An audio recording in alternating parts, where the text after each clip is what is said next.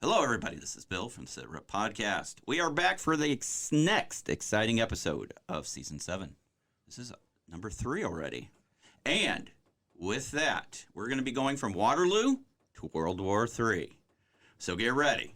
In 3, 2, 1.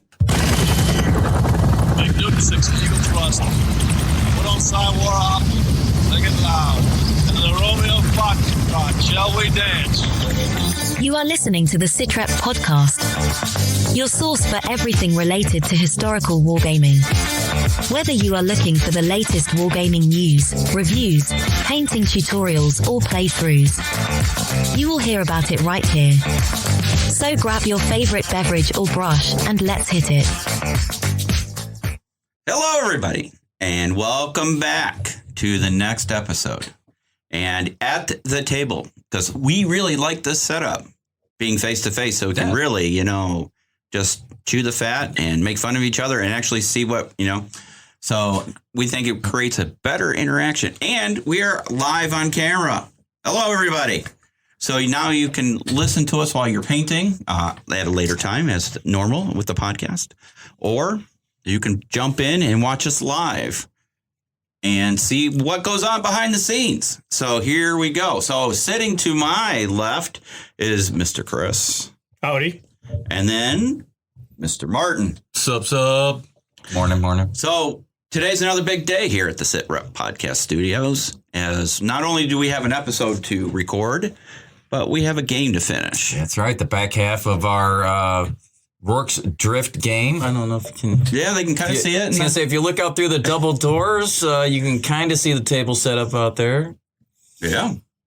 So, all right. So going forward, as we like to do historically, is what have you guys been up to over the last 2 weeks? Anybody like to start? So do you want to tell him nothing before I do, or? Nothing game related. How about that? I did find some colored acrylic. Yep. Yeah. That Keep we going. can use for Buy merch.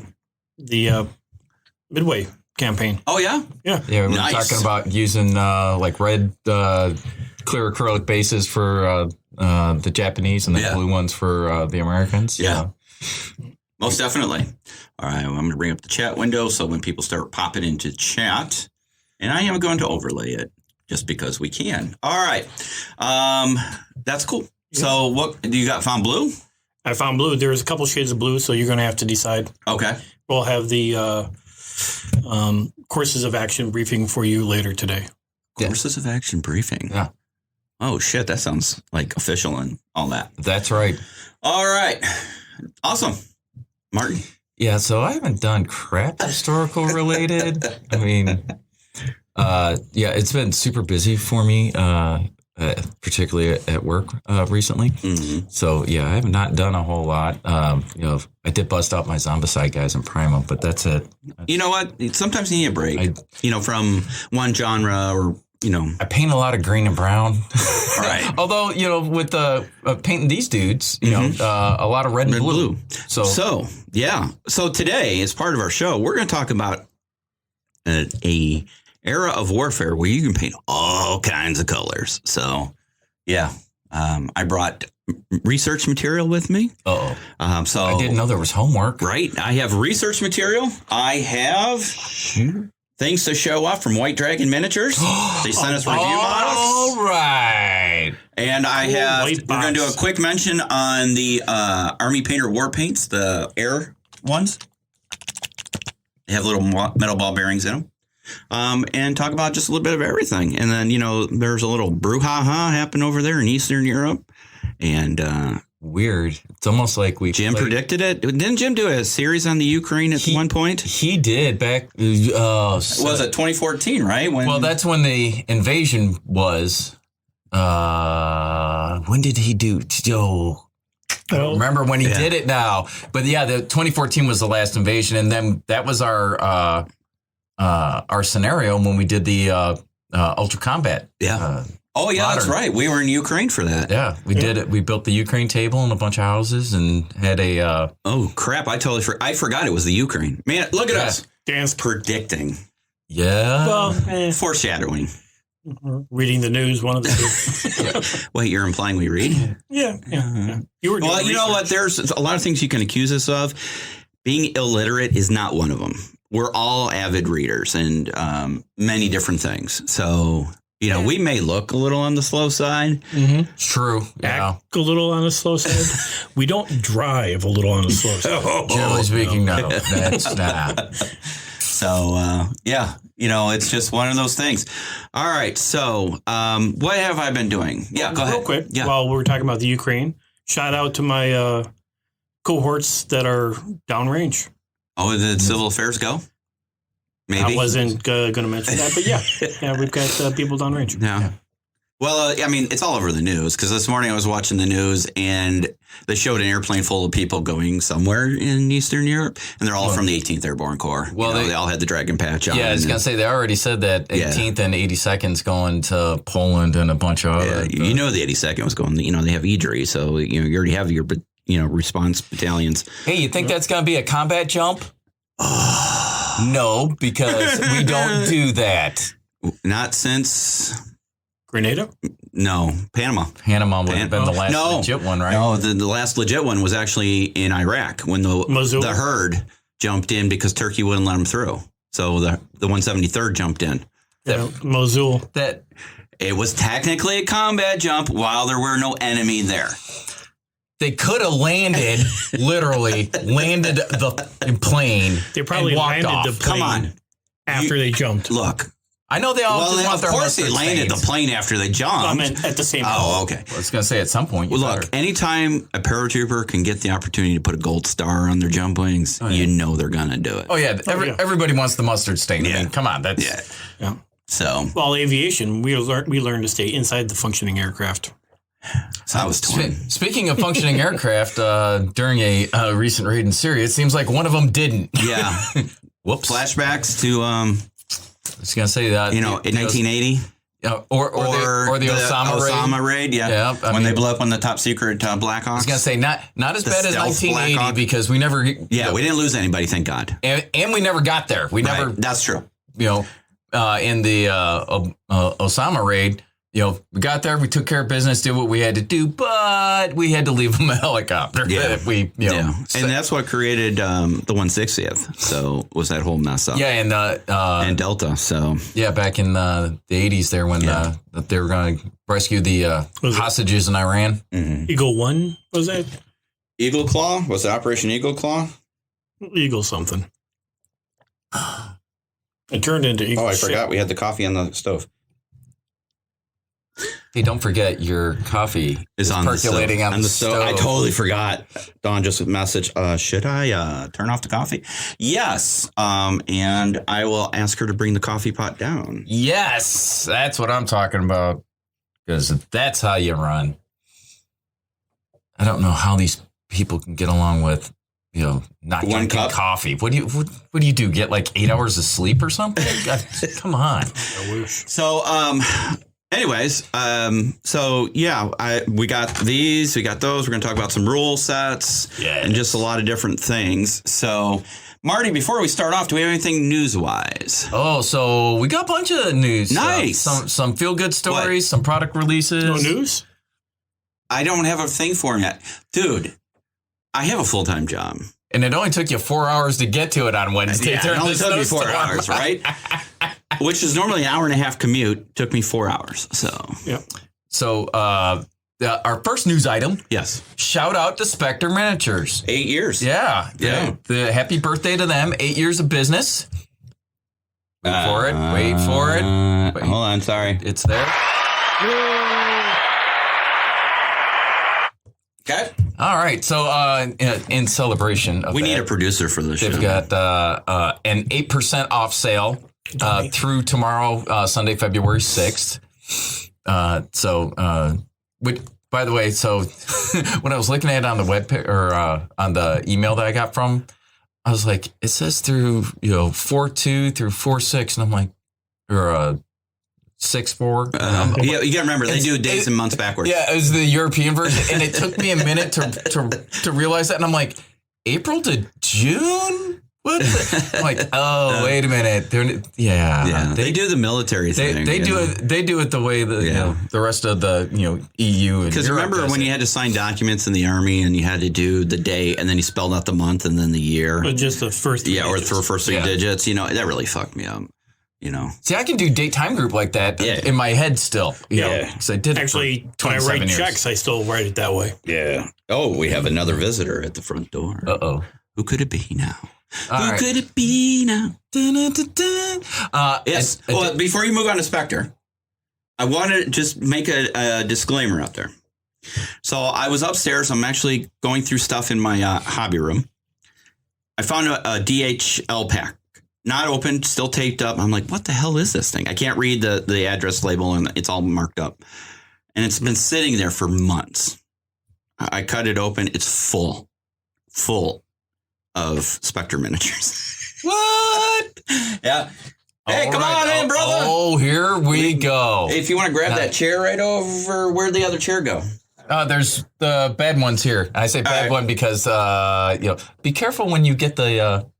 dude, don't hide. No. Jump in. No. Special guest has joined the show. Yeah. But Marty will zoom in on you. Yeah, grab the chair and come right over here. The seat is not attached to the frame of the chair. Makes it easy that way. Just don't slide around. Don't do the boot scooty. It's great for camping, if you know what I mean. And I think you do. Easy Don't killer. break Dad's picture. Oh, no. Yeah. You remember, that's from Dad's house. Anybody saw that before? Yeah. So everybody out there in Sit Rep land, this is my brother Chris. Hi, Chris. So as you know, those guys over there in Beast of War, OTT, have brother Lloyd. I have brother Chris. Yeah. Jarl Greedo is testing. Hello, Jarl Greedo. I don't know who you are, but test away. Yeah. Welcome to the show, buddy. Right? And speaking of dope on a rope, well, No.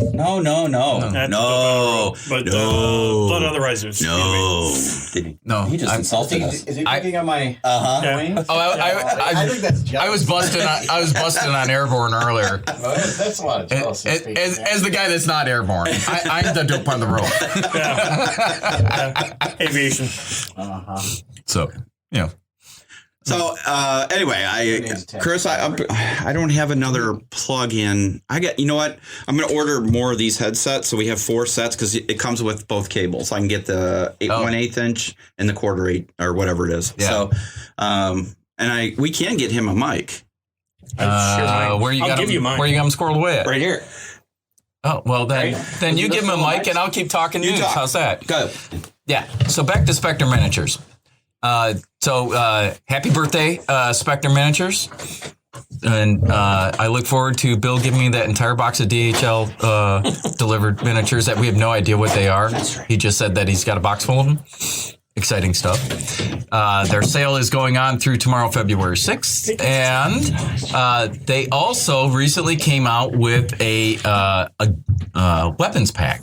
So you can get just like a sprue of weapons. So that's kind of cool. So you can get tows and machine guns and twin machine guns and all sorts of stuff. So if that is something that you want to upgrade or convert your figures, head on over to Spectre's webpage and get you some. And the sale goes through when? Through June. No, it goes through tomorrow, February 6th. Now, remember, that's Greenwich Mean Time.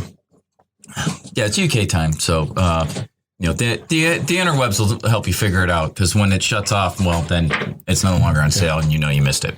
Here in the middle of the United States, you don't think you have until midnight. Yeah, well, you do have midnight. It's not your midnight. Yeah. On a little bit of Kickstarter news, Savage Frontiers from our good friend Tim Spakowski has been delivering. I know he's been furiously sending out packages. Timmy boy, I got mine. Thank you very much. I'm super excited. That boat looks wicked awesome. And I started priming I assembled the boat and started priming the boat crew. But I have not yet put together all the other little dudes. Because I figure one thing at a time. As I said, I also busted out and primed my Zombicide set, and that's 77 figures. So nice. My desk's a little full right now. Especially when you only have 1 square foot to play with. Yeah, pretty much. Like literally, I have one of those little 1 square cutting mats.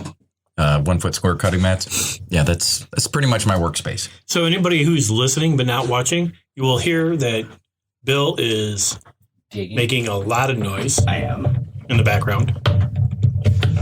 And in the foreground now. Sorry. Show under construction. All right. You got a super long cable. So now, that's what she said. So now from War Games Atlantic, their latest blog newsletter, they sent out that they are about to unleash a slew of new sets now that their U.S. plastic facility is up and running. How's that? Awesome. So, and they said running full speeds, 3 shifts. So over the past couple months, they said that they completely reinvented and streamlined their operations to move plastic production to the U.S. from China. So they are no longer going to produce anything in China. It's all going to be done in the U.S. What? Wait a minute. What? Yeah. Uh-huh. How's that for a news item, right? They have left China. They set up a brand new plastic facility in the U.S. They have moved every mold already from China to the U.S., because that's the long pole in the barn. You know, if you can't get your molds, it doesn't matter what you got. They've sourced new suppliers for everything from box printing to product cartons to SKU labels to the little round clear stickers that seal up the ends of the boxes. So they said it took a lot longer than they hoped, as these things always seem to do. But the last hurdles have been, as they say, hurdled. And the product is starting to move out of their plastic facility now. So they got 3 shifts going. They've got plenty to produce. And 24 hours a day of new plastic goodness coming off the presses. So they're super excited about that. So I thought I would share that. Said the changes and improvements delayed some of their new releases, but now that the kinks have been worked out, those will start to arrive in the 3 global warehouses. So they've got a warehouse in the U.S., a warehouse in the UK, as well as one in Australia. So our Brits and our Aussie friends can look forward to being able to get all their goodness from War Games Atlantic over the coming weeks, with the USA being first, as they say, due to proximity to the factory. Yeah, it's on our continent, so I guess we get dibs on this one. Unlike when it was in China, and we all just got hosed equally. Let's see. Next news item. Let's talk here a little bit. Footsore North America. Yeah. So this isn't really a new release, but it's new to me. I saw something that they had posted on Facebook, and I think they actually came out last summer, but they have, they call them Naga Frogmen.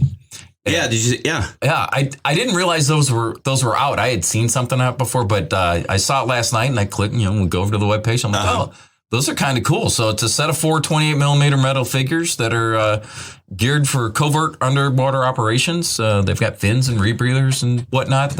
It's a pretty good looking little set. So if you're trying to do some sort of underwater or amphibious operation and you need a guy that looks like a frogman, Footsore North America's got you covered. Yeah.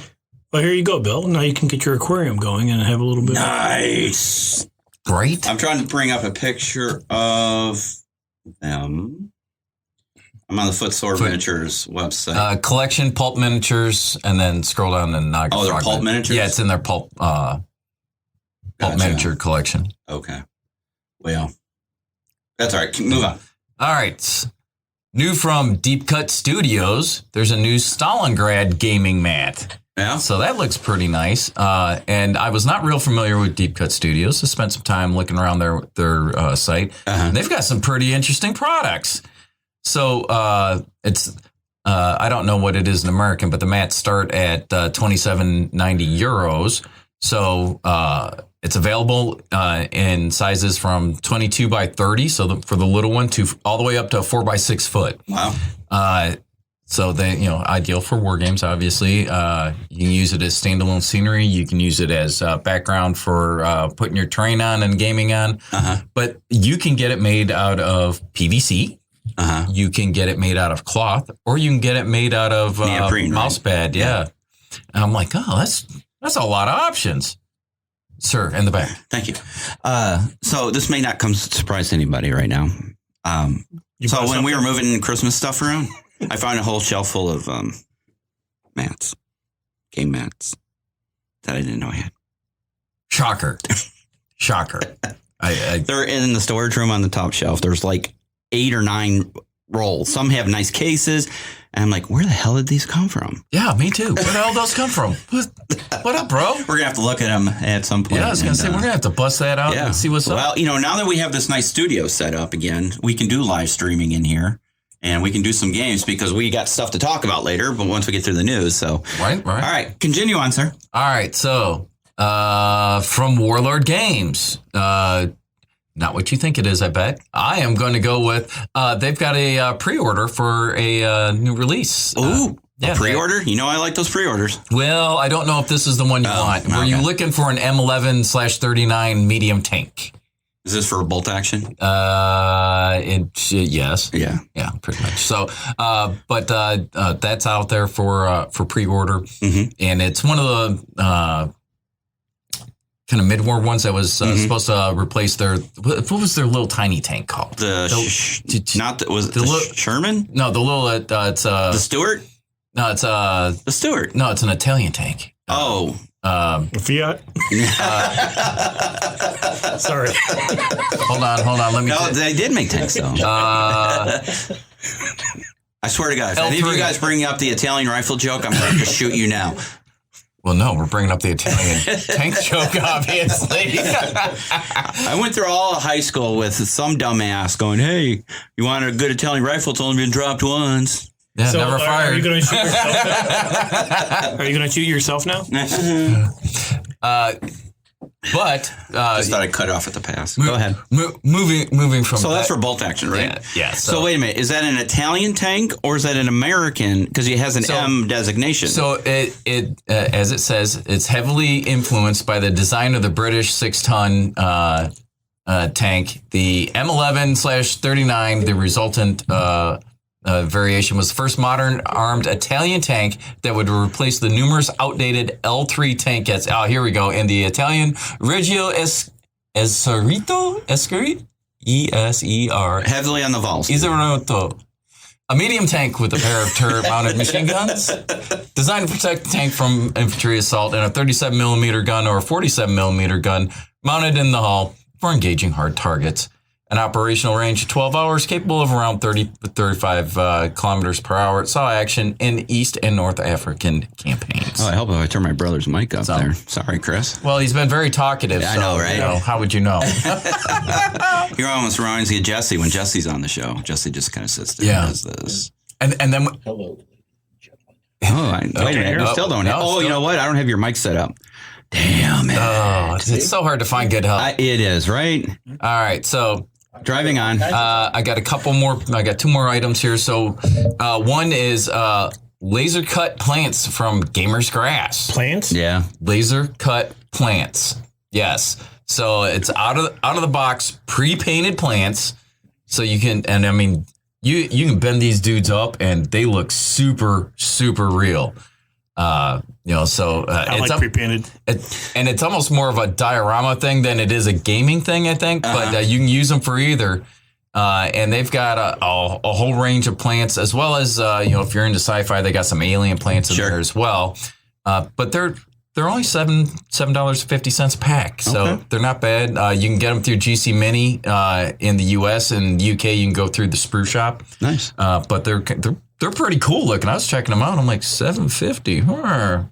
I have to see what shipping is on these. That looks all right. So, you can just go to your aquarium shop and just get plants for like jungle stuff. Yeah. For like Vietnam. Sure, but I mean, these dudes. They look good? Yeah, I mean, diorama level look good. Nice. Yeah. And then my final little bit, don't think I passed it over because I'm sure that you're aware of it. Epic Battles Waterloo. Warlord Games. Yes. So their pre-order is about up. I think they have everything available for sale They have Highlanders now. They have Highlanders. So there can only be one. That's right. there's a whole slew of bundles you can get if you go to their webpage. Yeah. The one that I would bring your attention to is the mega bundle for the princely sum of $815. Hold on. Going to it right now. I ordered 2 for you already. Did you? No. Did I give you my credit card? We don't have a. That's why I paid to buy a new car, not gaming stuff. You kidding me? New epic battle. Dude, I still have all this Civil War shit in the boxes upstairs. That's not true. There's a screw or two of it that, we painted. Kind of. $813. What do we get for $813? So let me look here. You get a metric crap ton of stuff. I mean, when they say mega, they're not kidding. It is. So you get the British starter set, British Infantry Brigade ×2, British Light Cavalry, British Heavy Cavalry, French starter set, French Infantry Brigade ×2, French Light Cavalry Brigade, Heavy Cavalry Brigade, the Le Hay Sant Scenery Pack. Oh, yeah, of course. The Le Hay Sant Sandpit and Barricade, the Humont Scenery Pack, the British Napoleon paint set. You get everything, including rivers and roads. Yeah, it's... Damn. For $800, roads better be laid and Dear Dawn. rivers better be running. Dear Dawn, I loved you. Please be kind in the divorce after I order this. It was a good run. That's really cool. If you're heavy into, Napoleonics, I'm going to show you an option to Epic here in a little bit. We're going to talk about that. So, that's really cool, though. That's what I mean. If you're really into it and you really want to get it going, yeah, definitely. Now, so. I went to the top of the line, biggest that yeah.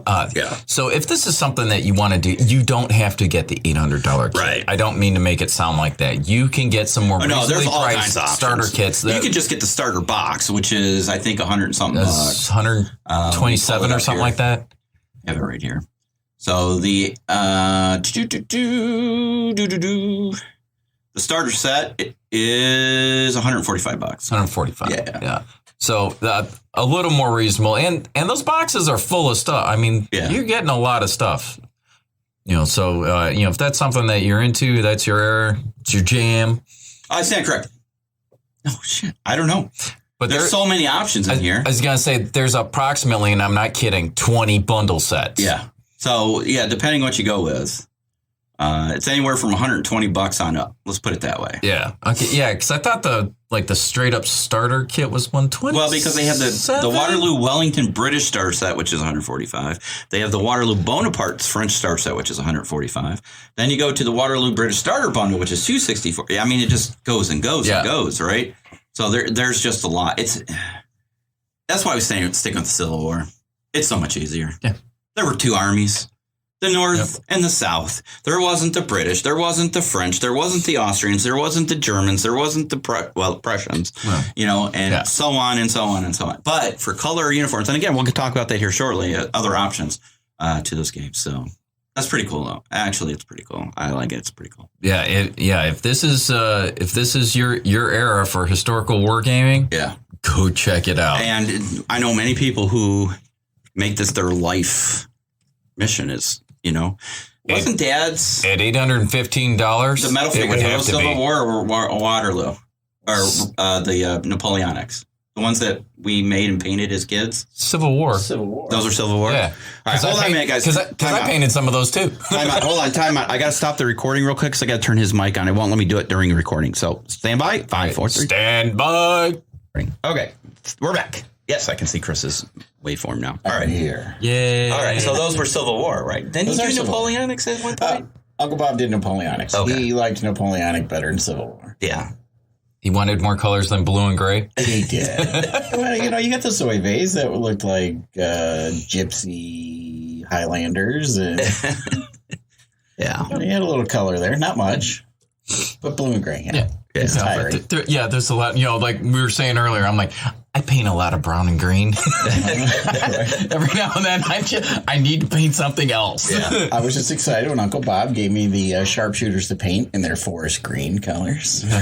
Nice. Got tired, enough blue, now on to forest green. All right. Any other news, sir? That is it for the news this week. Okay. So just one moment, please. Before the next podcast recording, I promise to you, I will create your intro and outro. I wait with bated breath. Can't wait to see this train wreck.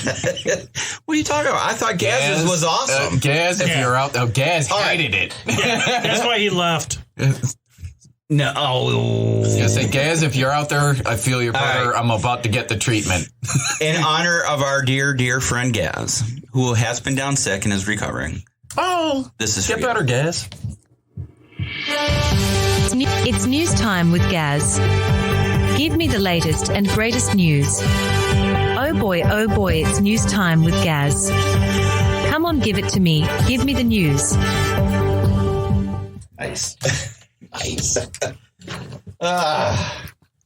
So what's wrong with Gaz? He had the vid. Oh, no. The Rona got him? Yeah, the Rona got him. Hey, while you're filling, Yeah, I mean, it's hot, by the way. holy cow, is it? I grabbed the side of this thing. I think it boiled over. It is definitely hot. All right. So while we're refreshing, remember, buy merch.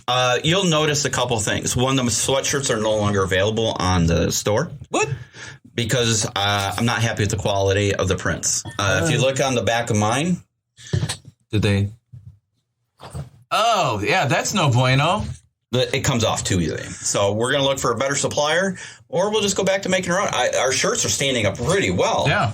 I mean, how many times have they been washed, right? Well, okay. How many times has your wife washed yours, or you washed yours? I was going to say, did you say my wife? My wife? She does zero of my laundry, and I have the huge hamper in my bathroom to prove it. Oh, that's good. But yeah, no, my T-shirt. I mean, yeah. Mm-hmm. So buy merch. The mug's still available. Up like a champ. Also, Piotr, I just got a message from the shipping department, if you will, of our store saying that unfortunately they could not get you the pint glass from Europe, so they're sending it from the U.S. to him. So it might take a little bit longer, but it's on its way. I've been, for whatever reason, they don't have a supply of them in Europe, so they're coming from the U.S. But your coffee mug is on its way to you, my friend, if you haven't gotten it already. Yeah. So. Yeah, because 5-part series there. Come on. So Super speaking of which, I think I'm going to get a supply of these, and we'll give them out as guest gifts. Absolutely. You're not a guest. We had to buy our own. Yeah. Okay.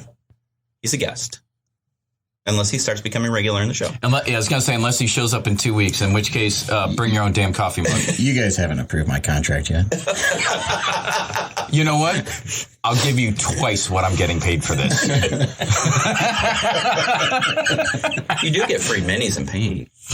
Nice. Yeah, I was going to say, there will be a fight over some Spectre and my Dragon miniatures after the show. There's probably going to be a battle royale as well as, a rating of the new treasure trove of game mats. Nice. All right. Yeah, those game mats sound interesting. Yeah. Well, I think there's some that are really geared towards 40K. So nice. Yeah. So, all my 40K stuff sitting over there. It's in boxes. I was going to say it's neatly boxed and unopened, so it should be safe. Right. Shut up, Mary. I set aside the towel for you. What towel? I told you I had towel. Oh, towel. Not towel. Towel. I got really worried when he said towel, and I'm like, what towel are you talking about? Oh, Chris? not his happy towel, I hope. No. All right. Keep that to yourself. To go along with the end of Marty's news and something to pull Chris into. Yeah. One of the games that I've been looking at is what we were talking about last time we were here, or after the podcast. We were talking about Middle Earth, and so I've been looking at that. Yeah. And I remembered while I was been looking at the rules and everything, I have a old license for Army Builder. So I looked all that up, and I found it, downloaded it. Mm-hmm. And you were looking at it as well. And the Army Builder list building software? Yeah. Okay. And this license that he got 12 years ago and hasn't used. Yeah. But what I'm surprised with is how much modern wargaming games are in that Army builder. Yeah, Spectre's Well, in I mean, there. they continuously update it. I thought I read something, though, they said the people who created it are no longer active and somebody else took it. I could be mistaken on that. I can't remember. I thought I saw something. Spectre was updated on the 30th of Well, I think they let users update. January. Yeah. Yeah, so. Yeah, it's a community, open source kind Nice. of thing. But folks are interested. I used to in it. use it when I played Bolt Action a lot. I mean, So there's bold right. action. So- that armies or Flames of War. yeah. All right. what's the ship one that we're gonna be playing? Oh, Victory at Sea. Yep. Yeah. Although that one's really old, so I don't know. So, Brother Chris. Yes, sir. So I know you were a big user of Army I builder. was until 40K shut them down and said you can't. Yeah, because 40K has their own list building software, Well, right? they gave too much detail, so people could get around buying codexes by the amount of detail. That's pretty hard. So, 40K. Those rascally Games Workshop rascals. said no. So I was gonna say, if you have that product though, go see what they've got because it's still there and something was recently updated. Was it how recently updated? I didn't look at it because I don't play 40K, but it's on the list and it's one of the ones that's been fairly recently updated, like within the past couple months. So I promised my brother that, life has gotten in the way, and unfortunately, he's got kids that are still at home. No, and, fortunately, he has kids. well, like his what I'm kids. saying, would you shut up for a bit? Shut up. Whatever. Silencio. Por favore. Claire and Jake are okay. You they're can okay. keep them. What I'm saying is that life gets in the way. So we haven't had a chance to spend a lot of time together. And, one of the things that my brother and I, besides me trying to kill him as a kid, rappelling off the swing set, rock climbing. Those are two of the most recent examples I can think of trying to kill my brother. Set the house on fire, things like that. Just at one time. Well, then it's the other Shooting in the time. basement. Shooting in the basement. Hey, you ever tell Dad that story? We did, but I think he was like 70. Which was just a couple. He's still alive. Don't. We're not talking like he's gone. I mean, but it's only 73. So Yeah. it was just recent. We told me. yeah. When we were in high school, Had to wait my for dad the was a statute of cop. limitations. Yeah, my dad was a cop, and in high school, we were left home alone a lot as kids because my parents both worked one or two jobs. So, we had a lot of independent time. Unsupervised time. So, And my dad, and we were good at picking locks. very good at picking locks. Is it wrong? So, kids out there, do not do what we're about to say. Yeah, we are all lucky that we're still The alive. Sit Rep podcast will not Especially be held driving liable around. for anything that is said during this program. And at no time is this an example or an instructional manual on how to do these things. Our legal department will refuse all claims. So, no kidding. There we were. Yeah. We have a lot of those. So my dad had a gun box. It was one of those cheap metal things you get from Walmart that you put your valuables in, and it's got a really crappy lock on it. Yeah. So we took jeweler screwdrivers and we put them in there, right? And he had a little 380, little semi-drop, crappy gun. And so No, you were saying it right the first time. I'm like, 380. Why did your dad? anyway, carry on. I did not say that. I'm not implying that. Anyway, Ham sandwich. so in our basement was finished. That's where our bedroom was, in my sister's bedroom, one of my two sisters. And we had a closet that went, kind of like in this room, the closet there. If you opened it up, we had shirts, a dad had uniforms, his army uniforms and crap in there. Well, if you spread the uniforms apart, there was this beautiful white wall back there. Uh-huh. So we Perfect for mounting a target. Right. So we had our own indoor range. Very clear backstop. So in all honesty, it started innocently. It was like rubber, I don't know, pellet gun. Yeah. Yes. And so that just wasn't doing it for us. It wasn't loud enough. Wasn't dangerous enough. Didn't make a big enough hole. Well, no, I mean, the 3.8 made a little tiny ass hole, right? You know. A lot of them. So But the funniest thing was, I never heard about it. When they moved to their house where you now live, because you bought Dad's house, did he ever say anything to you why there were all these holes in the wall in the basement? Nope. What I want to know is... What got us on the topic once is I said, hey, Dad, remember the closet in the basement and how there was occasionally little holes in the louver door? And he's like, yeah, I always wondered how they got there. I'm like, well, let me tell you. So, It's not at the house you're at now. No. What? This is at the other. The cross street court. The one you walked in the middle of the snowstorm. Yeah. The only person my parents ever let spend the night. Ever. Ever. Of your friend. My friend. Yeah. What I want to know is, okay, so you're firing the gun, little 380. Good. All right, kudos. Where are you getting the ammo from? Did Dad not notice his ammo supply going down? You know what? I never thought about that. Yeah, I didn't either. And I was like, way to go, Marty. My dad's totally oblivious. Because I'm like, I promise you, I might not have noticed the holes in the wall be like, where the hell did that box of ammo go? Yeah, you remember back then, ammo was cheap. Yeah, it's true. And when we'd go down to Hillbilly Nation, we'd fire off a lot of ammo, and Grandpa would just hand me more. Yeah. Hillbilly Nation being Tennessee, by the way. They say that lovingly. They have family there. Well, our family's from Tennessee on my dad's side, so we spent our summers in Tennessee. We're just displaced hillbillies. We'd rather be south of the Mason. This is very trtrue. Oh, you only got to go to I-80.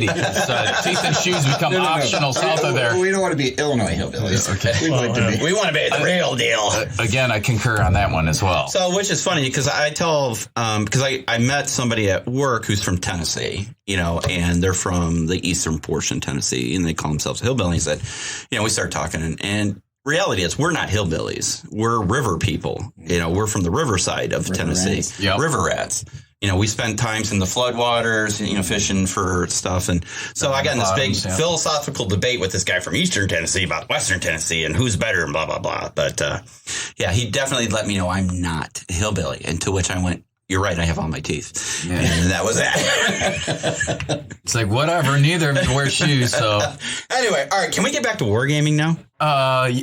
Sure, yeah, why not? Yeah, all right. Like a thing. So, in today's topic, we're talking about Waterloo to World War III. So, starting with Waterloo. Why are we talking about Waterloo, Marty? Because... But what Warlords got all their shit out. So, I'm looking... Everything. So, I'm thinking about this, and I'm like...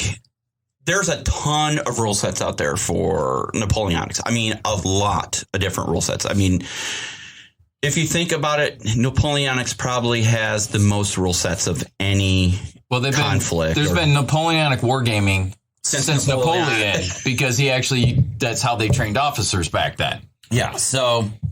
And it helps that he was the same height. Yeah. 28 millimeter. Yeah. He used 1-to-1 scale and 28 millimeter. So I'm sitting there thinking about it and going, all right, what are some other rule sets if you're not going to invest in the epics scale or sets? So one of the rule books, believe it or not, I have rule books for this genre. Surprise. Yeah. Shocker. This is 2nd edition black powder with somebody's scratching there. Sounds like you. Yeah, probably. I think it's that mic's cord there. Okay. Anyway, so I have 2nd edition, and I believe it is signed. Did it get signed? I thought it got signed. I can sign it for you later. It's fine. I have a Sharpie. Anybody got their cell phone near? Yeah,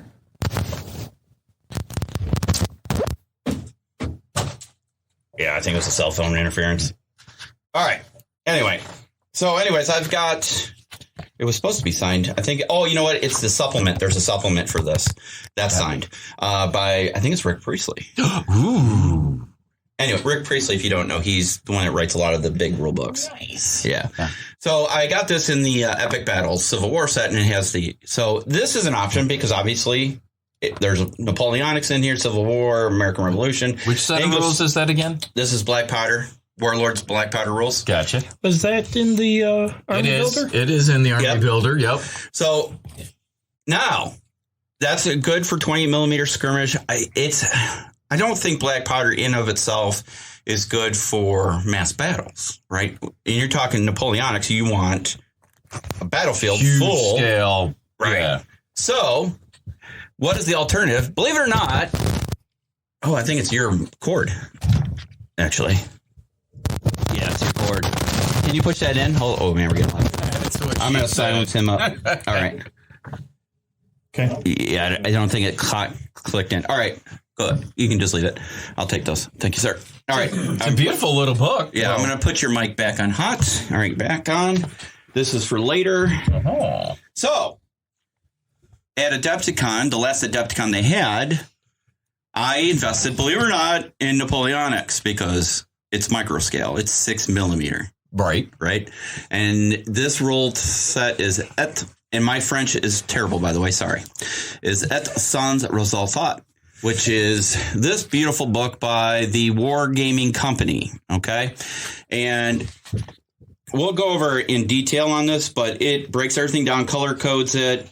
It has in here somewhere, or it might be in another book, it shows you how to paint the different uniforms and colors. Nice. And all that good stuff. So there's scenarios in here, but it's all color coded. So it's color coded. So the pages in here go to that rapid chart. Oh, look at that. Yeah, it's got a nice quick reference guide right there. And it's a 1-page quick reference guide? Both sides. Oh, yeah, but still. Yeah. It's not like... But this one's meant for mass battles at 6 mil. You could use 6, 10. God forbid you can go down to 3 mil. It's like a think. But I have two, believe it or not, I have 2 complete armies upstairs. Still in the box. Yeah, okay. Yeah, there you go. Say it the right way. I've seen it. Right. So, first. This is a nice book, too. It's a very nice book. And I think there's actually a second edition coming out. So, yeah. Let's see. When is this? So if you're looking at options for Napoleonics, there is obviously many, many different rules. Depending, what I suggest you do is either look on the tube for video playthroughs or talk to somebody who's heavily into Napoleonics, because somebody asked, I think on the Warlord Epic Napoleonics site, I think it's Epic Waterloo is the title of it. Yep. What other rule sets are out there? And the pages explode. Oh, you can use this rule set. You can use this rule set, right? So there are a gazillion different rule sets out there. And maybe a good way to be able to get into that, as well as a little bit of playthrough and intro to those rules, is check out your local clubs and game stores and see what they're playing. Right. Exactly. So at some point, when we get through some of the other projects, we might, dabble into some, since Napoleonics is hot right now, we might as well throw out some of those armies. And I got the armies, I got a little bit of mini terrain, and we have 3D printers, so we can print all the terrain we want. True that. I have files. I have 6 millimeter files, so. And even if it's not 6 millimeter, we can shrink it down. It's a big deal, right? Yeah, we can scale stuff down. We can scale it down. So, because one of my side projects I'm eventually going to pull the trigger on is I'm a fan of Battle Space. Yep. Robert Salters, Table Salt Gaming, love your show. Excuse me. Speaking of which, but have we heard? Yeah, I was finish your thought, and then we'll talk about phase 2. He's got fleeting thoughts. So. Yeah. So he's got short-term memory loss. Right. But what a project I'm going to do as my own little side project is I'm going to make Epic Battle Space. So my goal is to make it like probably 6 mil dudes. Nice. Tiny terrain. It'll come self-contained in a box like the size of my laptop. Yeah. And so all the shit will be inside the box. You open up the box, you dump it out. You flip the box over, and the terrain is the game mat. Nice. That's built into the outside. And then you put your little dudes up there and play your game. That's my idea. And I do have the files for the modern. I backed that modern 3D print. I think Chris Long produces them as well. He has the commercial license. I just have individual license. We can make 6 mil out of those guys for 3D quartermaster. Yes. Yeah. Okay. Yeah. I backed that Kickstarter, so I have all those files. Oh, sweet. So we can make you some 6 mil dudes. Yeah. So there you go. Some little special forces operators, and then a bunch of the amazingness of resin printing. Yes. Yeah. So that's a good idea. So speaking of that, have we heard any updates on Modifius? So the only update that I've heard from Modifius doesn't have anything to do directly with his game. Moving up in they have a lot of stuff going on. Mm-hmm. Doesn't have anything to do with actual production, but the new year they're offloading a bunch of their stuff. Oh, are they really? Yeah. So they're no longer supporting or producing a whole laundry list of games. Really? Look, are they getting rid of Fallout? If you go, no, that one I don't recall. that they were getting rid of. But if you go to Modiphius's webpage and look on, I think it's on their blog or news. Mm-hmm. They've been kind of ramping down some stuff. So hopefully that means they'll be able to ramp up some stuff. And then we can see the super deluxe edition of Robert's Battlespace game come to fruition. Gotcha. Looking forward to seeing that. Interesting. Because, I mean, they do Star Trek RPG, which... Yep. Do you remember back in the day we did Star Trek? Got the huge blueprint. Yeah. The Enterprise. Yeah. And the D10 class. Hulk or Klingon something or Yeah. other. Bird of Prey. Bird of Prey, yeah. You know, I don't know if you can see it. I have Indiana Jones RPG down here. Remember when we played that? Nice. And then I have James Bond down there. So... Bond. James Bond. Right. That's interesting. Okay, so we need to reach out to him and say, dude, what's the dealio? Yeah. You know? So, I traded messages with Robert around Christmas, and he's like, Modiphius be modicificing. when I'll have to reach out to Chris. They get to it. So I'll reach out to Chris. So Modiphius had they put something out on Facebook. I don't remember what it was. Some generic sponsored ad, right? And every time I see one of those, I comment on, where's my battle space? I want my battle space. I actually know the owner of Modiphius, so maybe I can they twist his arm. They have a huge catalog. Because actually, I'll have Don reach out to him. He likes Don better. They scoop up a lot of these smaller games. Everybody? Yeah. So smart ass. They scoop up all these little games and try to bring them to full on production. Right. So when is Adepticon speaking? Because there's a tie-in here. 23rd through the 27th of March. 23rd through 27th? Yeah, I remember that because the 23rd is my birthday. Yeah, we'll be just getting back from Florida then. Yes, but I will be there. So I'm trying to decide if we're going to go cover like Saturday. We might. And I'm trying to convince Dawn to do some of her old camera work presentation. Everybody loves Dawn. They know Dawn. She can get good interviews. We'll see. Hopefully I can convince her. She won't do the historical stuff, which is fine. Whatevs. Anyway, all right. It's also a good place to get games that you want to get into, like that mega set, at a better price, right? No. Game show prices? No, the prices really aren't that much better, to be honest with you. I was going to say, I don't know. You have a captive audience, so the prices really aren't that better. Anything you might get a deal on Sunday. Sunday, as they're packing up, and they want to take less back with them, they might give you a little bit of a break, but typically it's pretty standard. I'm just saying 2% off of $600. Yeah, I mean, it's still a good price. All right. As well as, there's a lot of other vendors there, so you may have, you pay whatever you pay for your starter set, but then you're like, hey, I want a battle mat. I want, I want some little terrain, whatever. You know, I mean, there's all sorts of dudes over there at the exhibitors hall. All right, let's transition out of Waterloo. So there are many options for Waterloo. We will go through this rule book at some point and play some games on it. I don't know. We might even be able to use this table, for $6 million, or we can use that if you really want to get a feel for. Yeah, but it'll take us like forever and a day to move. Here we come. Because remember, they did all that line up and shoot at each other crap.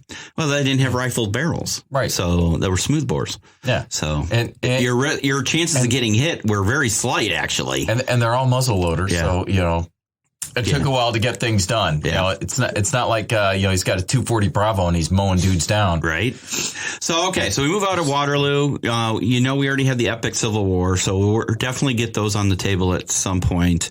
Moving up, we're now into the 1870s, 1880s.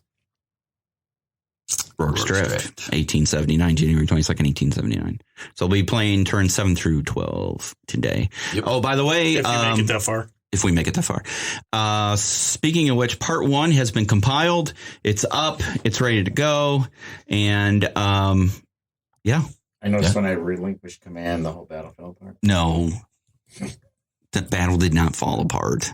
the Zulus had some really good turns. I'm guessing after the first wave of Zulus were repulsed and they had time to go to close order, the British didn't go to close order. No. So what? So without giving away the video, I didn't give them time. What happened is we actually repulsed an entire impy that was coming up. And because the rules now allowed after a certain turn, was it after turn 3, they could come on anywhere on the board. Sure. So they came on the short side and just loaded on us. And the guys, Lieutenant Andorf's platoon fought valiantly. Yeah. To the death. Literally to the death. Yeah. Any of them, yes. All of them. Except one. So, including himself. Yes. But, as you can see, he got all those dudes in the redoubt. They're close ordered, and that's a long. So I have Lieutenant Shard in the redoubt. I have Color Sergeant Bourne, who's coming around who will come into a lineup. Hello, Sergeant Bourne. Right. And then Hookie's defending the other side. Okay, we'll make a soldier of you yet. And Sergeant Windridge is kind of in the middle of the compound, depending on what happens now, because we now observed Zulu Impy that was attacking across the corral is making a wheel motion, right? They're coming around the other side. So they should be able to adjust. You still have Lieutenant Bromhead holding off that one wall, and they keep pushing and he volley fires, and so far so good. Yep. The reality of it is that the numbers are on the Zulu side. We're not going to hold the entire compound. We just have to survive till daylight when the reinforcements arrive. So I was going to say, because the victory conditions are, one guy. You have to get tabled. Yeah, pretty much. You have to be. There has to be one unit not pinned by the end of turn 12. So as long as the Zulus, as long as the Brits can hold out, then we win. I mean, realistically, them dudes in the redoubt, they are super tough. Yeah. So we know that eventually 360 degrees. Yeah. So we know that we're going to end up collapsing the compound and holding, pretty much the redoubt. And historically accurate. Historically, that's what happened. And in the last couple games I've played, it happens every time. That way, there's just too much territory, too much land for a small British force to hold when you have that many Zulus that keep coming and keep coming and keep coming. So, you collapse down and you just got to hold out till the reinforcements come. So, but we'll see if we make it to turn 12 or if the Zulus will overwhelm, and we'll go from there. All right. So we got through 1800s, World War I. What do we say about World War I? I don't play World War I. And as somebody eloquently put the other day, trench warfare is boring. I was going to say, the nature of the battles. I mean, it's not. Yeah. I mean, they make beautiful tables if you do a really nice, not just a mat down with some terrain, but if you do an actual trench warfare table. I've seen a couple.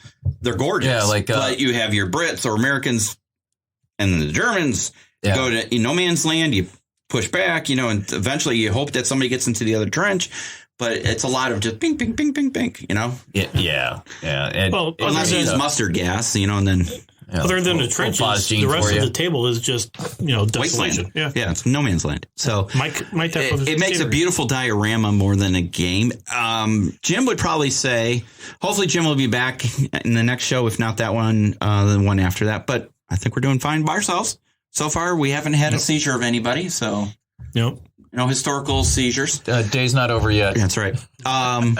So he'd probably say on a, what would you say, battalion, brigade, division level, the high level games, those, so like an Avalon Hill game. Yeah, I was going to say that is definitely something you want to play where you are the general of the armies kind of thing. Yeah. Because, when you get down into the smaller battles and smaller units. Yeah.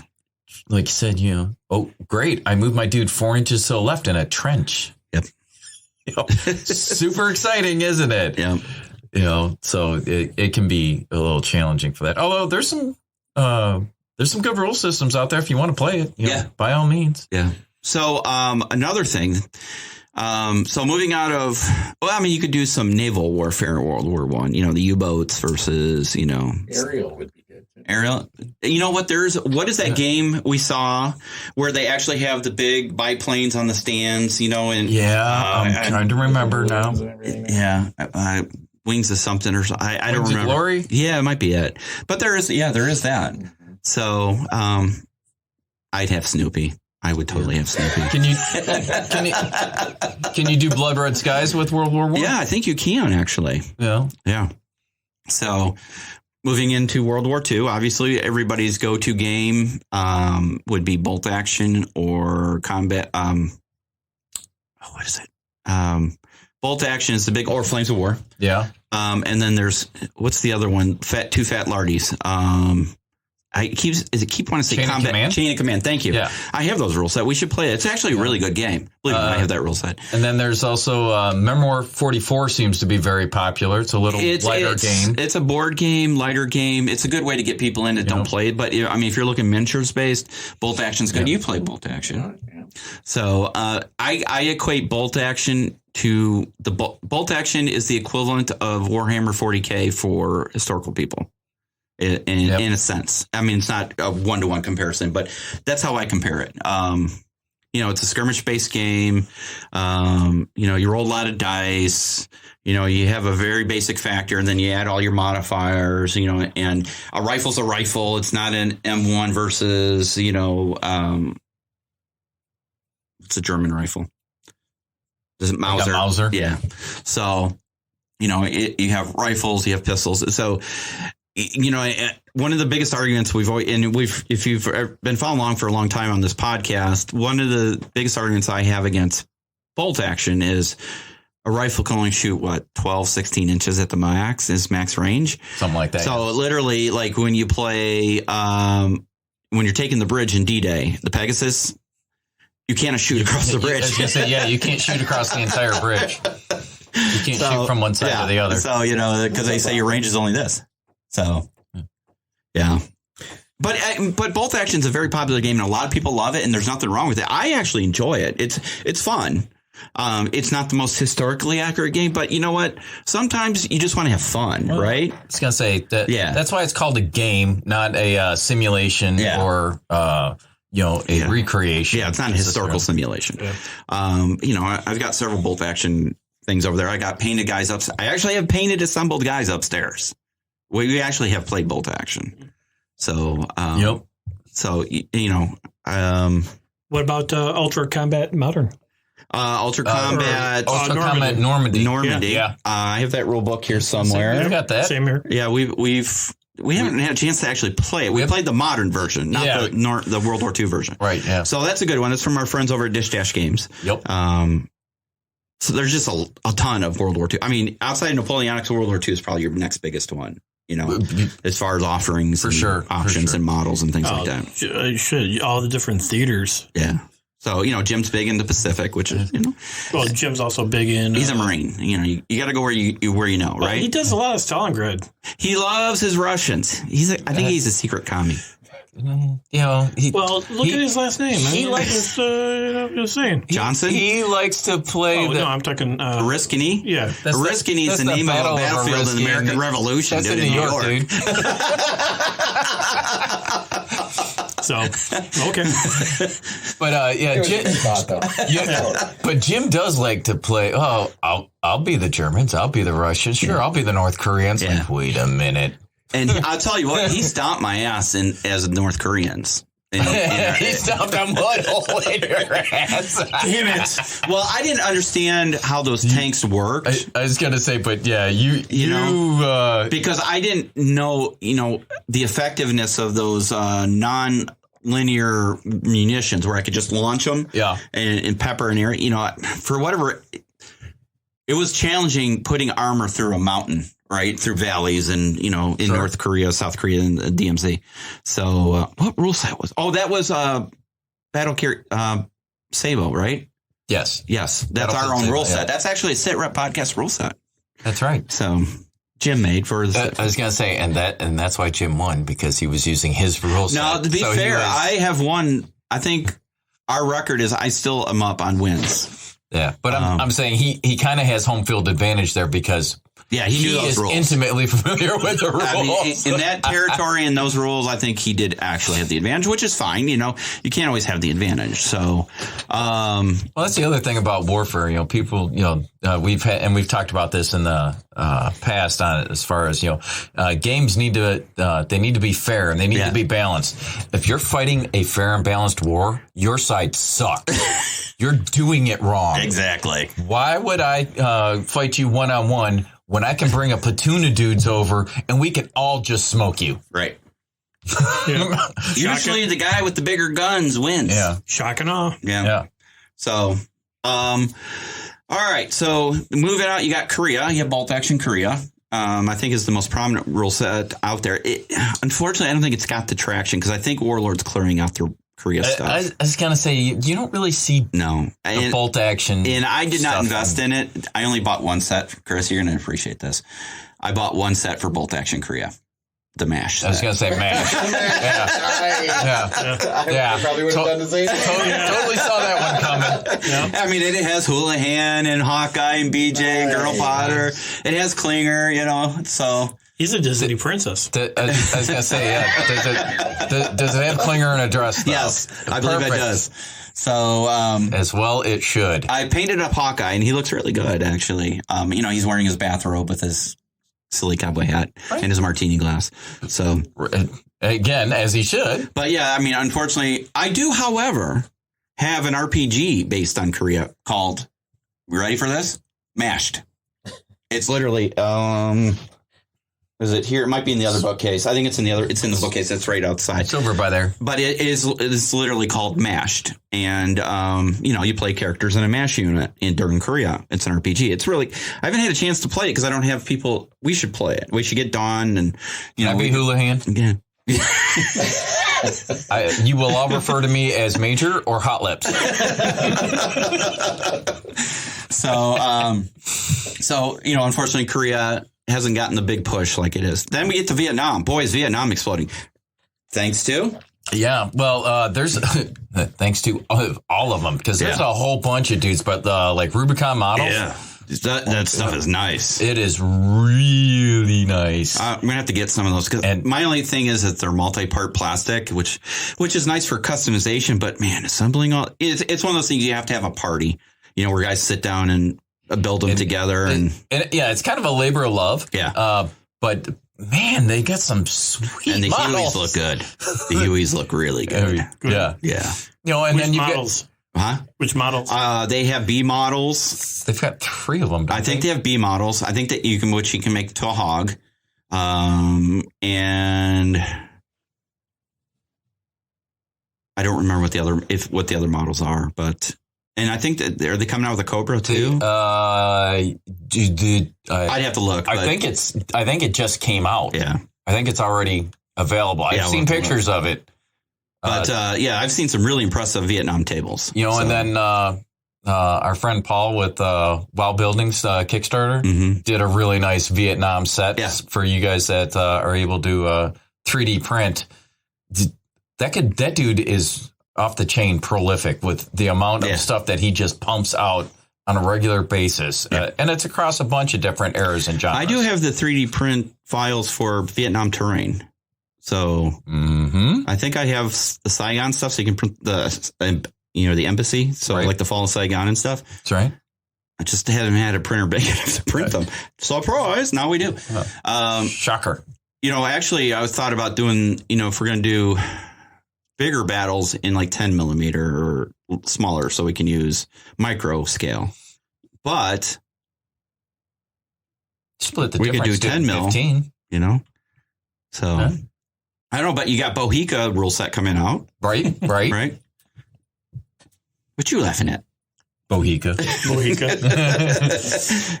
So we all know what that means. So funny side story.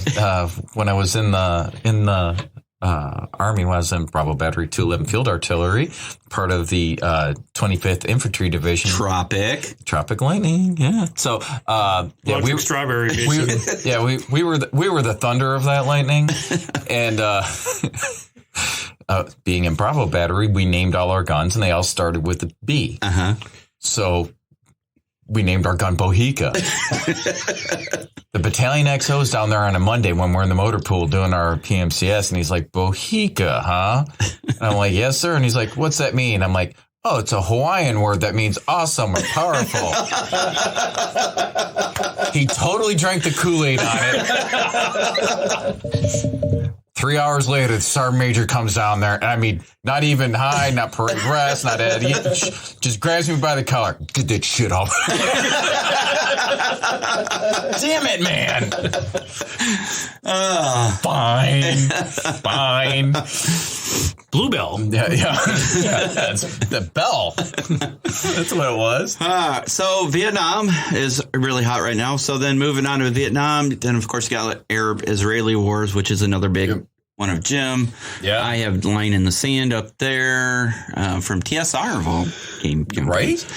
And then you move into the 70s, which was... Well, if you want to do like Africa, Rhodesia, that's your mercenary. Remember Dad's Soldier of Fortune magazines? Right. He had a subscription to Soldier. Why my dad had a thing to Soldier of Fortune, I don't know. Because he probably knew some of the people in the articles from his time in the Army. It's possible, or he was just looking for an escape. That's what I was thinking. Well, if you were my kids, I would as well. Yeah. I would have been taking the plans. Yeah, let's just do that. I think we all know what we're talking about. So after the 70s, we get in the 80s, and then 1979 into 80, we had Operation. Is it Eagle Claw? Yeah, whatever it was. The failed mission to rescue the hostages in Iran. Which is what spawned both Special Operations Aviation as well as Delta Force. Yep. And then 83 happens. Yeah, the Caribbean War Games. Yeah, we won first place. Exactly. Grenada. Yeah. And then what really ramps up in the 80s, couple of people joined the Army in the 80s. Mm-hmm. Did you join in the 80s or 90s? 90. I went in 90. So, we're in the heights of the Cold War, right? I mean, I remember being in basic, and we had a class dedicated to identification of Soviet armor Remember the old decks of cards with those? Yeah. Those were awesome. Friend or foe, and then you had the aircraft set, and then you had the vehicle set. Yep. I actually gave my sets to John in Ireland. I'm so bad at it. So, piece of work John has, I gave him my set of armor identification cards. There you go. I thought you'd appreciate that. I was artillery at the time, so I'm like, you got to give me some coordinates. I don't care what's there. You tell me what we're shooting and where we're shooting it at, and I'll deliver it. If I can see the silhouette, this big gun's doing me no good. Yeah. But I remember those days of the bad commies are going to come through Germany and through the Fulda Gap and the reforger exercises back then. Who knew it wasn't going to be the Fulda Gap, but it was going to be a former Soviet country, right? Which we're going to talk about here very shortly. So, we went through the Cold War, and then 89 happens, 88 to 89. So, yeah, Urgent Panama. Fury, right? Yeah. Urgent Fury was Grenada.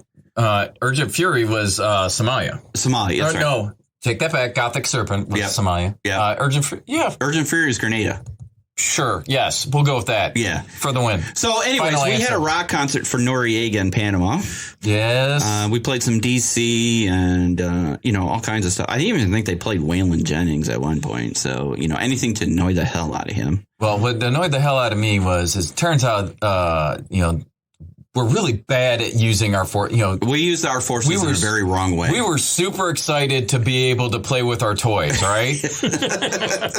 But, they've got the Rangers jumping in, but are they landing at the airport? Nope. Who's taking the poor airport? They've got fucking SEALs going over there. That's not their And they're gig. running across the open runways. Yeah. And no bust on the SEALs. What I'm saying is that's not their job or their mission set. Yeah, that's what you have Rangers for. Yeah, and you've got a battalion of them. Coming in, that's your job. You do those things. You take airfields, right? Yeah. Why don't you have the guys that train to do this for a living go do it, and then have the sneaky, creepy dudes that go kidnap people and shoot people in the face for a living go do that? Right. And then, of course, it was dark. We couldn't really see what was going on. We might have shot at some of our own guys. Although, I question why you would shoot at a paratrooper, because I'm pretty sure Panama didn't do a combat jump to propel us. So I'm thinking if it's falling out of the sky, it's one of ours. Exactly. Again, I'm not good with the friend or foe thing, but they don't have any airborne jumping in on us. Because, I mean, it's really Vorpalbright's in the house. Hey, Vorpalbright, how are you? What up? So, which annoys me, to your point, is what did we do with the Rangers in Grenada? They jumped in and took the airport. Yeah. I mean, that's their gig. That's what they're supposed to do. And it worked. It was effective. Yeah. So, I honestly think some admiral somewhere really wanted his SEALs to do their thing, and say, we can handle this, because you have the 82nd jumping in or landing on the north side. You had the Rangers coming around here, and you had the SEALs coming in through the canal and taking the airport, right? Instead of the Rangers jumping into the airport, the 82nd holding the line, and then the SEALs should have gone in with Delta and taken Noriega out. We would have been done by midnight. Yeah, time, right? Yeah, we could have all had breakfast together. Yeah. I mean, what the hell? So, anyway, we move out of Panama, we get into the 90s, and then the world goes insane. Back up a little bit. Yes, forgot the war games we had in Libya. Yeah. Oh yeah, 83. Do we really call those war games? Well, it was more no like ground war. It was more like Missile Command, right? Yeah. I mean, you know what? Say what you will about whoever's in office these days. I watched a video of Reagan's speech about Libya. Holy shit, that man could give a speech. Oh yeah. Regardless of what your opinion is of Reagan, he could trash talk commies and dictators. It was so good. I mean, if that man could not make anybody in the United States feel patriotic, there is something definitely wrong with you. Because, man, that guy could speech. Yep. I mean, his acting skills, he was not a good actor. Let's be honest. I've watched his movies. They're not that good. But he could give speeches. So he was a better actor when he was in office. I loved him being in office because Ronnie the Reagan. Army got whatever they wanted. That man spent money in the military like it, Well, we'd just gone through, a huge drawdown after Vietnam. So there was a desperate need. A decade of, just decay in our military at the time. And he recognized that and said, no, that's not how we're going to roll. I had, and you probably did, we had steel pots in basic training. Mm-hmm. I had an M16, not an A1, not an A2, an M16 Vietnam era in basic training. Mm-hmm. So did I. I didn't get my A1 until I got to the 82nd.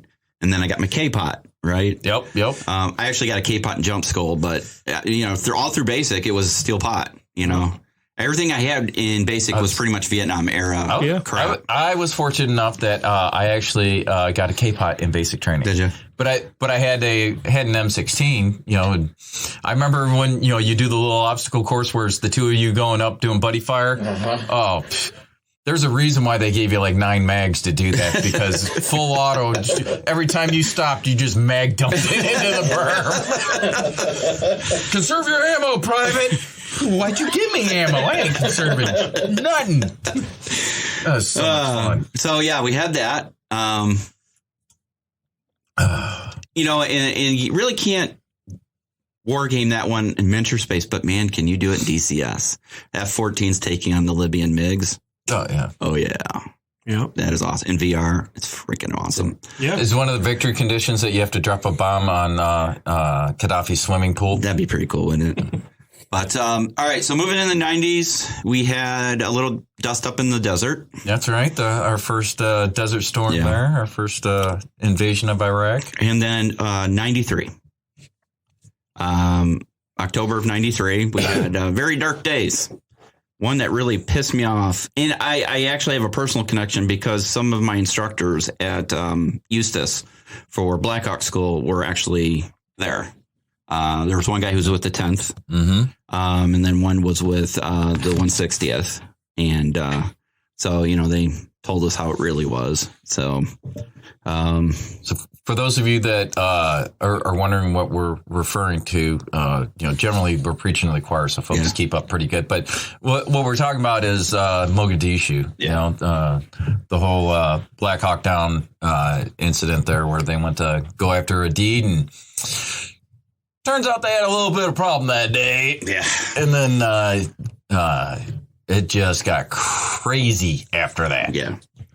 So that's we've actually played. I've done that in Days of Heroes, which is a board game, work counter game. And I think Jim and I have played it as well online. I think we did. Did we do sit rep skirmish in that as well? I want to say. But moving out of there, then we get into, our next turns in the desert, and then 9/11 and everything that happened afterwards. And then, just for sake of time, we get to our current day. Yep. Are we back at the possibility of World War III? Well, the guys in the Ukraine might be thinking that. Although, hey, to give it up to the Ukrainians, people are like, oh, they're a bunch of untrained ragtag dudes. They did repel Russia once in 2014 already, but there's a lot of Russian separatists inside their borders. Yeah. And that's a whole crazy situation that we could spend shows talking about. So we won't get too deep. But they're fighting. They're fighting hard. They've been fighting since 2014. In the contested frontier, if you will. Yep. You have Ukrainian and you have Russian-backed separatists who are trying to just be asses. But anyways, so leads us to modern combat, or 80s to modern. Many different rule sets. Ultra Combat Modern. We actually battled in the Ukraine. Yep.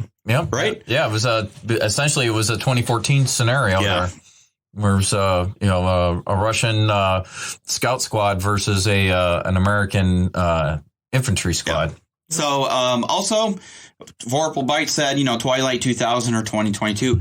Which I still haven't gotten my set from Kickstarter, and I found out why. Because that Kickstarter's so old, they have my old address. I've been living in this house for 4 years. But yeah, I was going to say, dude. And they have my address from the previous house. So I have to reach out to Sweden again and have them resend it. So anyways, do you remember Twilight 2000? It was the RPG game, post-apocalyptic. We played it very small, very lightly. Yeah, it was post-apocalyptic. I cannot say that damn word. Yeah, set in 2000. So you would remember it from when you were 6. I was like, no, we're in the 80s, dude. Yeah. But literally that would have been a high school game for us. Yeah. So we played a lot of RPGs and games back in the 80s. You were always grounded. Well, I was gonna say you weren't allowed to go anywhere. Yeah, that's true. Downstairs shooting guns in the basement. So one of the games, Ultra Combat Modern we've played that and we did a Ukraine table, and I thought that was a really good game. Yeah. And we had Dan the Man. Did you know Dan's no longer associated with Polar Vortex? And our last podcast, he had comment. I didn't see the comment, but when we were talking about Polar Vortex, he says he's no longer associated with it. Oh, that's a shame. Hear that. I was not able to attend this year. I had to work, but Polar Vortex was a couple weeks ago there. So it brings us to our friend Piers and everybody, Plastic Soldier Company, and this game right here. Dun, dun, dun. Battle Group North Hag. So if you're familiar with Battle Group, which is another good World War II set, it's probably Jim's favorite set. Right. We now have North Hag, which we'll play. Believe it or not, I have 2 starter armies. Somewhat assembled. Somewhat assembled. You've even started putting them together? Yeah. It's a good game. We will build a table and play it. We've got to play North Hag. It is definitely. By the time we play it, Centag's going to be out. Most recent update says Centag is almost there. That's why I say. By the time we play it, Centag will be out. So, guys, you guys got to let us know what's your preferred rule set for each of the genres we talked about, from Waterloo to World War III. There's bolt action moderns, I think. There's bolt action Vietnam. Chain of Command has a modern set out now, is my understanding. Or they're working on it, because the Charge blog keeps posting things about it. Yeah, and do they have a different game that's modern? I'm trying to remember what they were building. They were working on one, because I saw it at Salute years ago. Salute's the game show in the UK in typically April. Finished it. Now that I'm thinking about it, they never did because they demoed it at Salute and we covered it, but it never came out. Things other things happened. But Too Fat Lardy's also has Sharps rifles. Yep. So they do have a Napoleonic. I mean, there's Black again powder, so many rule sets out there. So, Go ahead. you have you two were supposed to play a game, Northern America during wintertime. Oh, that's Savage Frontier. Savage Frontier, yeah. Yeah, so, we just got our Kickstarter. So Yeah, so Tim was unable to get the rule set where he wanted him to, so he has not published the rules for Savage Frontier itself. Instead, we got the other ones, which I haven't received the rule sets yet. Those are being shipped out as we speak. Hold on, let's see if I can remember. Oh, he's looking that up. Was that Rogers Rangers and all that? Yep. Time frame? Yeah. So you have, I think, French Canadians, and then Americans, and then Native Americans, American Indians, whatever the proper terminology is these days. Indigenous personnel. Yeah, whatever. So,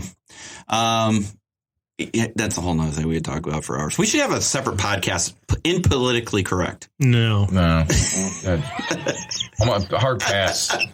I mean, I think that goes without saying just by listening to it. But, once I put it out there, we're never getting that back. Yeah, it's like a bullet. Once it leaves the barrel, it's not coming back. You can't unring that bell. No, you sure can't, unfortunately. It's a sad time when you can't really talk about things without fear of whatever. Anyways, reeling back into wargaming. So 2 quick review bites, if you will. The first thing is we're going to be doing a review of these paints here. I don't know if you can see them. Marty, can you hold those up to the camera? I can. Or whoever. Those are the Army Painter War Paints Air. So we'll do a review of those it looks good, in a future review video. I have heard really good things. So I've used them. I'll let you know my thoughts after. What I'm going to do, to be fair, is I'm going to order the exact same color in the Vallejo Game Year paints.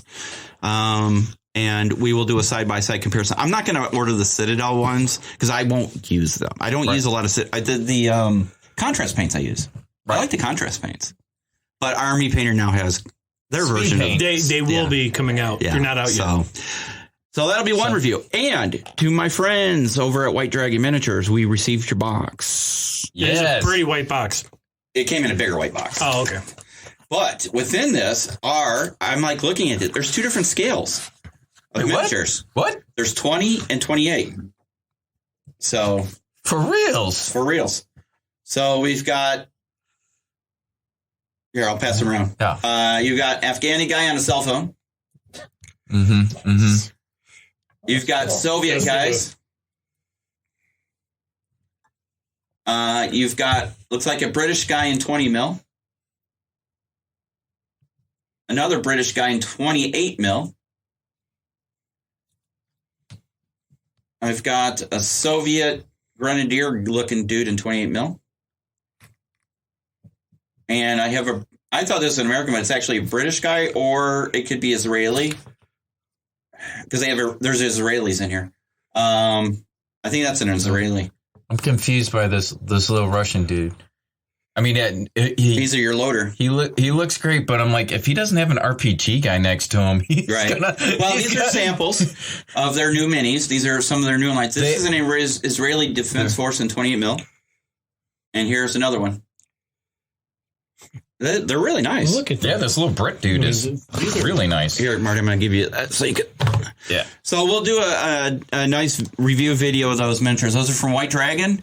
White Dragon makes really nice miniatures because we have a lot of their Afghani stuff. Yeah. These are very nice. Yeah. Very nice. So these are some of their newer line, I believe. And we'll do a good video review on those. So paint some of these dudes up, base them. Yep.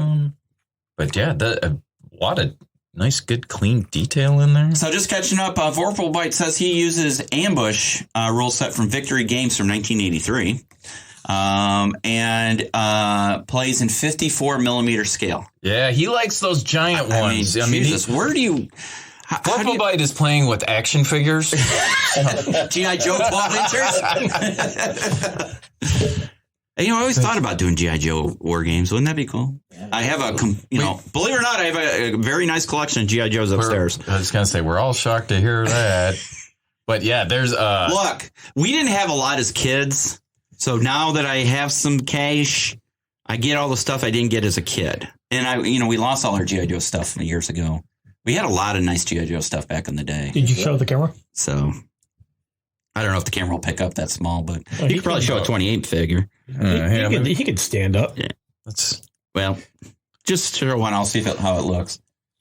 Yeah, it's kind of blurry. Yeah. Pull back. Yeah, it's kind of blurry because we're in fixed focus. So, all right, guys. No, not Cobra like in 3 1/4 G.I. Joes from the 80s. We're talking Adventure Team G.I. Joes from the 60s and 70s. That's right, with Kung Fu Grip. Right. Yes. Kung Fu Grip. Up on Ken. Yeah. I do have several of those G.I. Joes from your former person. Sorry about the comment. I didn't know she was friends with you on Facebook. So, anyway, guys, we're going to go ahead and wrap up the show because we've got a battle to fight. Hey, Chris Long finally joins us as we wrap up the show. Hey, Chris, if you call in, you could talk with us too. Right? Just saying, buddy. Yeah. So, guys, this is kind of our new format as we get into season 7. Do you believe it's 7 already? Well, it's not 7 years. So, I mean, that kind of throws you off when you say season 7 because I'm like, it's actually, we started this in Chris Long was one of the original founders with me. Yeah. Was it 2018? I think it was 2018. Yeah. Beginning of 2018. July of 2018. So we're in, 4 years. So yeah, we used to do seasons like a season was like half a year. And then we transitioned, like last year was a full year. Season 6 was the whole year. So from now on, each season will be the entire calendar year. But we're around. It's season 7. We've been trying a lot of things. We had Patreon for a while, and I did. Some people ask, "Well, why don't you pay?" I'm like, I just felt funny about taking people's money. But I'll take it. Just send me minis and paint. I'll be fine. So send me minis painted. There we go. Yeah. Look, both Chris's like pre-paints. It must be the name. I spend so much time on my detail. Once again, we've had the conversation. I'm at a certain age. I have so many years till death. I can't paint the amount of figures I'd like to paint. So you get to a point where you have your display minis, and then you have your board gaming minis that look good from this far away. I see a commission opportunity. That's what it sounds like to me. Oh, we could do a commission service. Woo. Yeah. Well, not you. I mean, he could like set it up. Right. Cut out basic for you. Yeah. So Chris, Vorpal Bright says Sergeant Rock happens to be my favorite DC hero. Not like they will give him his own movie. Yeah, DC. I don't know if they're going to do you justice on that. Yeah. And then Chris Long says so many seasons now. Yep. So, all right, guys, we're going to go wrap it up because we got a game to play. That's right. So, we hope you enjoyed the show. Like I said, this is the new format where we do a live stream video. So you can watch us as you're, waking up. And then the recording obviously will always be available for later on. Look forward to having some additional team members as well as some guests in the future. Yes. So we'll still be able to talk to anybody on the interwebs. Most definitely, and make sure you support the channel, buy merch. Right now it's pretty much just drinkware. We've taken down the clothing line until we can find a better supplier of quality merchandise. Don't forget to get your official Jim Mariskini long story short shot glass. Right. I have mine. Oddly enough, it lives in my painting box. So you can get the pint glass with long story short. Yep. Obviously coffee mugs and stuff like that. I don't think we have the shot glass in the new supplier. I might have to transition to a different supplier that gives us more options. But I don't know. We'll see. I mean, that's something we'll have to look at down the road. But guys, if there's any ideas for future battles, let us know. Remember, in June, we will be doing the anniversary of the Battle of Midway. Yep. and we'll work through those rules here in a discussion at some point as we just figure out how we're going to do the Admiral's table and then the battle table. Yep. So, all right, guys, we got to go fight some Zulus or... We're going to go fight some Brits. Yeah, whatever. Yeah. Invaders. Get out of my homeland. Technically, you're the invader. You crossed the river and you weren't supposed to. Yeah. You're not Technically, African. you're not from that continent. So... Long live the Queen. You better hope she shows up to help you out because I'm bringing it all today. Yeah. All right, guys. Thank you very much. It is about that time to close out the show. We appreciate it. And for Marty, Chris, and Later. brother Chris, this is Bill, and we'll see you on the next one. You have been listening to the SitRep podcast. We hope you have enjoyed the show. Make sure you like and subscribe to all of our channels on Facebook, YouTube, Twitter, Twitch, and Discord. Remember to join us every other weekend for a new episode of the podcast. And don't forget our other programming on Wednesdays and Sundays. Thanks for listening.